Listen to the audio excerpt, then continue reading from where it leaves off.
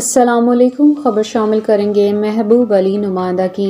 ज़िला शहीद बेनज़ीराबाद की MNA अदी फरियाल टाल पर साहिबा से अपने कौम जरदारी बरादरी और खूसो वसान मरी बलोच सब मिलकर गुजारिश करते हैं कि सेम नाला अलिफ 72 नुसरत की खाटी और सफाई करवाई जाए।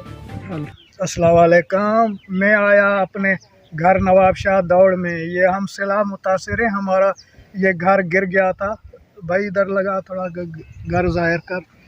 वो ये तंबू देख। अभी पानी सूख गया। अभी हम लोगों ने गंदम बीजी है, गंदम गंदम उगाई है। अभी सिम नाले की खाटी नहीं हुई। अगर ये खाटी सिम नाले की नहीं हुई, ये सिम नाला दोबारा बारिशों में अगर सैलाब लाया ना, तो हम फिर दोबारा तबाह हो जाएंगे।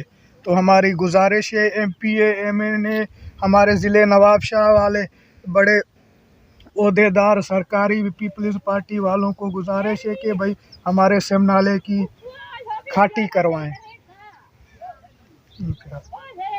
ये गंदम देखो,